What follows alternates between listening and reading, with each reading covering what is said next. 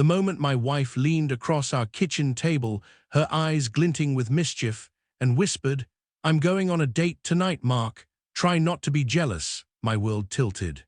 Her playful tone masked something darker, something I'd been too blind to see. What I said next stopped her cold, unraveling a truth that would redefine our marriage and my life. Let me take you back to that morning in our cozy Chicago apartment, where the signs were screaming, but I was too in love to listen. The morning that broke the silence. It was a crisp October morning in Chicago, the kind where the city hums with the promise of fall. Our apartment, nestled in a quiet corner of Lincoln Park, smelled of roasted coffee and the faint vanilla of Emily's favorite candle. We'd been married for 4 years, and our mornings had settled into a rhythm as comforting as the creak of our old oak floorboards. I'd sip my black coffee, flipping through emails on my laptop, while Emily, her auburn hair catching the sunlight, scrolled through her phone, her laughter punctuating the quiet. That morning, though, something felt off. Emily was wearing the emerald scarf I'd bought her during our honeymoon in Florence, a sentimental touch that usually warmed me. But her movements were sharper, her smile tighter, like she was performing for an audience I couldn't see. She stirred her coffee, once, twice, 3 times, breaking her usual single swirl. I noticed, because I'd memorized her habits, the way you do when you've built a life with someone. "So Mark," she said, her voice light but edged with something I couldn't place, "I'm going on a date tonight. Try not to be jealous." The words landed like a punch, casual but deliberate, her lips curling into a teasing grin. I froze, my coffee mug halfway to my mouth. A date? My mind scrambled for context. Was this a joke? A test? Her hazel eyes held mine, daring me to react. "A date?" I echoed, keeping my tone even despite the sudden thud of my heart. "Yeah," she said, stirring her coffee again, the spoon clinking against the ceramic. "Just dinner, maybe drinks, nothing serious." Her grin widened, but it didn't reach her eyes. I set my mug down, the sound louder than I intended. "Who's the lucky guy?" I asked, forcing a smile, though my gut churned. "Someone from work," she said, waving a hand dismissively. "Evan, you don't know him." Evan, the name hit like a splinter. Emily worked at a sleek marketing firm downtown, and I'd heard her mention Evan before, a new creative director, charming, always helping with late-night projects. I'd brushed it off, chalking it up to her ambition. But now the late nights, the guarded phone, the faint whiff of unfamiliar cologne on her jacket, they coalesced into a truth I hadn't wanted to face. "Sounds fun," I said, my voice steady but my mind racing. "Hope Evan enjoys the new mattress we got last month. Should make things cozy." Her spoon stopped mid-stir, her grin vanishing like a candle snuffed out. The air thickened with silence, her face paling as her eyes widened. "What's that supposed to mean?" she whispered, her voice trembling. I leaned back, crossing my arms. "Exactly what it sounds like, Enjoy your date." I stood, rinsing my mug in the sink, my movements deliberate. She stammered, "Mark, it's just dinner." But I was already heading upstairs, her protests fading behind the click of our bedroom door. I locked it, a first in our marriage, and sat on the edge of our bed, staring at the framed photo from our wedding day. Emily's radiant smile, my arm around her waist, the promise of forever. How had we gotten here? The signs had been there, her sudden girls' nights, the way she'd angle her phone away from me, the new perfume that wasn't for me. I'd ignored them, trusting her implicitly, but trust, I was learning, could be a blindfold. Her knocking started soft, then grew desperate. "Mark, please, let's talk." I didn't answer. I needed space to think, to process the audacity of her announcement. "A date, don't be jealous." The words echoed, each one a crack in the foundation of our life together. I grabbed my phone, scrolling through our texts. Her messages had grown curt over the past few months, filled with excuses. "Working late again, meeting with a client, don't wait up." I'd been so focused on my construction business, pouring hours into bids for new projects, that I'd missed the shift in her. Or maybe I'd chosen not to see it. An hour later, I heard the front door close. She'd left for work or for Evan.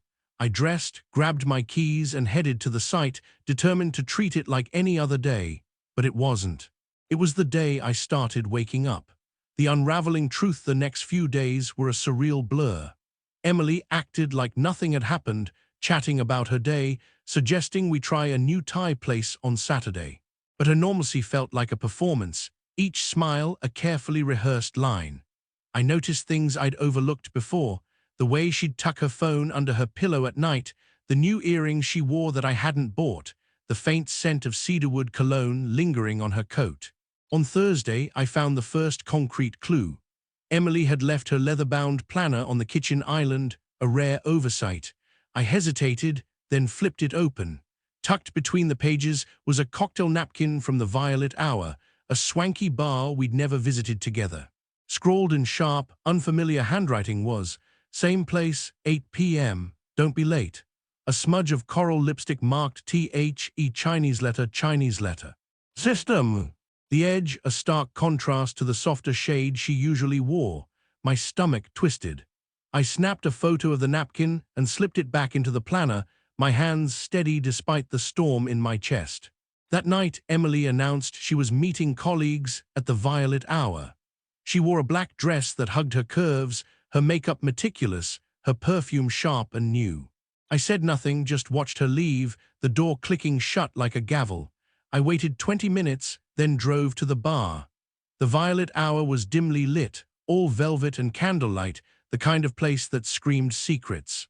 I spotted her in a corner booth with a man, tall, broad-shouldered, with a smile that oozed confidence. Evan, I presumed. Emily's laughter rang out, her hand brushing his arm, her eyes bright in a way they hadn't been with me in months. I didn't confront them. Instead, I watched from the bar, nursing a whiskey, memorizing every detail. The way she leaned in, the way he touched her knee, the way she didn't pull away. They left together, heading toward a hotel across the street. I followed at a distance, my heart a lead weight, and saw them enter the elevator, her hand in his.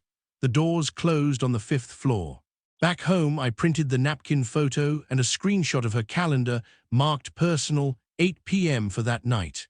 I stuffed them into an envelope, wrote for Evan on it, and drove back to the hotel. I slid it under the door of room 512, hearing a muffled gasp inside as I walked away. Emily returned home at 1 a.m., her steps hesitant. "Fun night?" I asked from the couch, my voice calm. She jumped, her hand flying to her chest. "It was fine, just work stuff." Her neck bore a faint coral smudge, matching the napkin's lipstick. "Glad you enjoyed it," I said, turning off the TV and heading to bed. Her eyes followed me, wide and uncertain. The confrontation Friday morning, Emily's phone buzzed relentlessly on the counter while she showered. The screen lit up with texts from EC. Evan, no doubt. I caught fragments. "What was that envelope? We need to talk now." Her hands shook as she grabbed the phone, her face ashen as she scrolled through the messages. "Everything okay?" I asked, slicing an apple with deliberate care. "Just work drama," she muttered, her voice tight. The phone rang. She declined it. It rang again. By the third call, her hands trembled visibly. "Sounds important," I said, meeting her eyes. She answered, whispering, "Evan, stop." "I can't." She glanced at me, then stepped into the hall. I heard her hushed, frantic voice. "I don't know who did it. We'll figure it out." When she returned, her smile was brittle. "Mark, we need to talk." "About Evan?" I asked, setting down my knife. Her breath caught. "He's just a friend, a mentor. You're being paranoid." "Paranoid?" I repeated, pulling out my phone to show her the napkin photo. "What's this, then? And whose lipstick is that?" Her face crumpled, but her voice hardened. "You went through my things, followed me. That's not okay, Mark." I stood, towering over the table. "Not okay. You told me you're going on a date. Em told me not to be jealous. You're in a hotel room with another man, wearing his lipstick, and I'm the problem." "I was lonely," she cried, tears spilling. "You're always working, never here emotionally. Evan listens to me, makes me feel seen." "So you chose him," I said, my voice low, "in a hotel room." "It wasn't supposed to happen like that," she whispered. "It just did." I walked to the window, staring at the bustling street below. "Pack a bag, Em. Stay at your mom's for a while. We need space." "Mark, no," she pleaded. "We can fix this. I'll end things with Evan." I turned, my eyes cold. "Pack, Emily. I'll be at the site if you need me." I grabbed my jacket and left, her sobs echoing behind me. That afternoon, Emily's mother, Karen, stormed into the construction site, her face thunderous. "Mark, what's this about you kicking Emily out?" I showed her the napkin and calendar screenshot. Karen's anger faded, replaced by shock. "She said you were imagining things," she murmured. "I wish I was," I said, handing back her phone. "Talk to her, Karen." She nodded, her eyes sad. "I didn't know it was this bad." The new beginning. 2 weeks later, Emily was still at her mom's, her calls and texts unanswered. Karen told me Evan had cut contact, spooked by the envelope. Emily was unraveling, Karen said, but I felt no triumph, only clarity. I started therapy with Dr. Chen, who helped me see Emily's gaslighting, her subtle ways of making me doubt myself. I changed the locks and my number, leaving a note on the door, "Contact my attorney." When Emily showed up at the site, furious and tear-streaked, I was ready. "You can't just erase me," she shouted, the crew watching. "You erased us," I said, placing my wedding ring on the workbench. "You chose a distraction over our marriage. I'm done, Emily." She clutched the ring, sobbing. "I love you, Mark. I made a mistake." "Love isn't enough," I said softly. "Not without trust." She left and the shop fell silent. 6 months later, I'm dating Sarah, a florist with a warm laugh and honest eyes. She knows my story, and her openness feels like sunlight after a storm. Emily moved to Evanston, started over at a new firm. Karen says she's trying to change, and I hope she does. But I've found something real with Sarah, something built on trust, not secrets. Sometimes I see Emily's car pass by the site, slowing but never stopping. I don't look back. I'm building a life with someone who values me, and I'm finally free. Finally free.